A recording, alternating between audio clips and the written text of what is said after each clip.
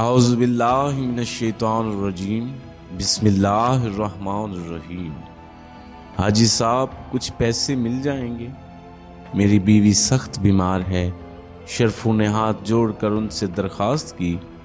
وہ حاجی صاحب کا ڈرائیور تھا، کئی برسوں سے ان کے ہاں ملازم تھا، پیچھے کچی بستی کی جھگیوں میں رہتا تھا۔ کوئی اولاد نہ تھی، بس وہ اور اس کی بیوی رحیمہ جو اس کی کل کائنات تھی۔ کیوں؟ کیا ہوا اسے؟ حاجی صاحب نے سوالیہ نظروں سے اسے دیکھا۔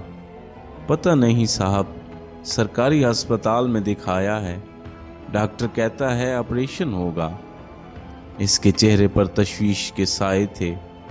ٹھیک ہے، مل جائیں گے، پریشان مت ہو۔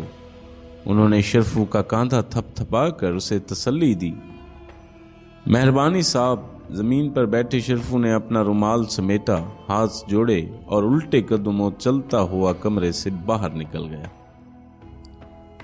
کئی دن گزر گئے، رحیمہ کی طبیعت سنبھل نہیں رہی تھی۔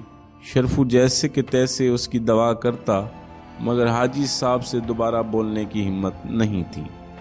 شاید حاجی صاحب بھول گئے ہیں، وہ رحیمہ کے پوچھنے پر اسے کہتا ہے اور پھر انتظار کی گھڑیاں گننے لگتا ہے۔ آج حاجی صاحب حج پر روانہ ہو رہے تھے۔ وہ ہر سال حج پر جاتے تھے۔ بڑی دعوت کا اہتمام ہوا، بہت سے لوگ آئے، کھانا ہوا، ہار پھول پہنائے گئے، پورا گھر برقی کمکموں سے سجایا گیا، ہر طرف خوشیاں تھیں، مسکراہٹیں تھیں، لیکن شرفو اندر ہی اندر گھل رہا تھا۔ اسے ڈر تھا کہ حاجی صاحب چلے گئے تو بہت دن بعد لوٹیں گے۔ اس نے تہیہ کر لیا کہ آج ان سے دوبارہ پیسے مانگے گا۔ جب گاڑیاں ایئرپورٹ کی طرف روانہ ہوئیں تو شرفو نے موقع اچھا جانا اور ایک مرتبہ پھر ہمت کی۔ صاحب وہ کچھ پیسے۔ بیوی کی طبیعت، الفاظ اس کے حلق میں اٹک گئے۔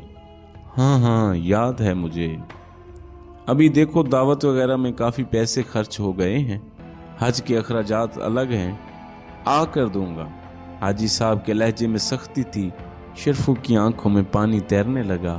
اس کا دل چاہا کہ چیخ چیخ کر روئے، اس سے پہلے کہ اس کی آنسو چھلک جاتے، اور جلدی جلدی رومال سے اپنی آنکھیں صاف کر لی۔ لوگوں نے حاجی صاحب کو گلے لگا کر الوداع کہا۔